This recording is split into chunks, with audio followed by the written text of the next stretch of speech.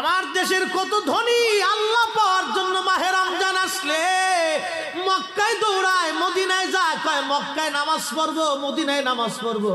এক রাকাত নামাজে 1 লক্ষ রাকাতের সওয়াব, 1 রাকাত নামাজে 50,000 রাকাতের সওয়াব। উমরা করে মক্কায় কাটায় সময় মদিনায় কাটায়, মক্কায় কোরআন খতম দিতে চায়, মদিনায় কোরআন খতম দিতে চায়।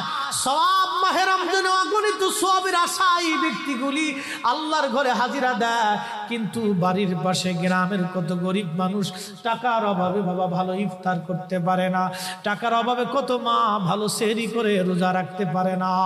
এই ধনীরা এই গরিব মানুষের ঘরে খাবার না দিয়ে আল্লাহরে পাওয়ার জন্য মক্কা মদিনায় দৌড়ায়। আল্লাহ ডাক দেখো, বান্দা একবার মরে দেখ, কায়দা মতো জুতা দিয়ে পিটামো, আমার বান্দারা না খেয়ে ইফতার করবে, আর তুই আল্লাহ পাওয়ার জন্য মক্কায় আইছো, এমন আল্লাহ আমি ধরা দেব না। কথা বলেন ঠিক না? আল্লাহর হাবিবের ইন্তেকালের পরে সাহাবায়ে কেরাম চিন্তিত, খুবই কান্না জড়িত। ছোট্ট একটা গাঠুরি বেঁধে বেলাল আসছে, হযরত আবু বকরের সামনে দাঁড়ায় বলে, আবু বকর বিদায় দাও, মদিনায় আর থাকবো না। কেন রে বেলাল, কি জন্য মদিনায় থাকবে না? কিসের অভাব, কিসের কষ্ট? কেউ কি তোমাকে ব্যথা দিয়েছে, না তোমাকে মেরেছে, নাকি তোমার কোনো অভাব আছে? বলো, বাইতুল মাল থেকে মাসিক বেতন দিয়ে দিব। বেলাল বলে, আবু বকর রে, আমার যে অভাব, কোনোদিন কি সেই অভাব পুরা করে দিতে পারবা? বলো রে বেলাল, তোমার কিসের অভাব?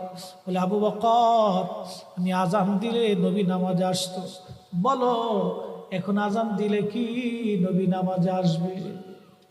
আবু বকর বলতেছে, বেলাল রে, তুমি কি নবীরে ভালোবাসো, আমরা কি ভালোবাসি না? বেলাল বলে, আবু বকর, তুমিও ভালোবাসো, আমিও ভালোবাসি। শোনো গো আবু বকর, তোমরা নবীজি রওজা শরীফ দেখলে সহ্য করতে পারো? আমি বেলাল যখন আজান দিয়ে নবী রওজা শরীফের দিকে তাকাই, আমার কলিজা গুলি ফেটে ফেটে আসে, আমি বরদাস্ত করতে পারি না, সহ্য করতে পারি না। মদিনাতে দাঁড়ায় থাকবে, 2 রকমের হাজি পাবে।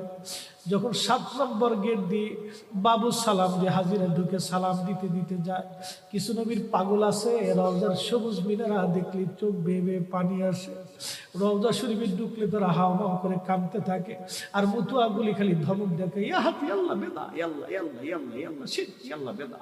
ওরা কান্না দেখে হাসে, যারা কান্না করে দেশের তিরস্কার করে, বাপ আমি নিজের চোখে দেখেছি। ওরা যারা কান্না করে নবী রওজার পাশে দাঁড়ায় দাঁড়ায় এদেরকে দেখে ওরা হাসে। ওরা বুঝে না এরা কি জন্য কান্না করে। কোন হাজি আছে কান্না আসে না, শুধু সালাম দিয়ে চলে যায়। 2 প্রকারের হাজি। এক প্রকারের হাজি নবী রওজার পাশে দাঁড়ায় চোখের পানি ফেলে বুক বাসায় দেয়, এরাও হাজি।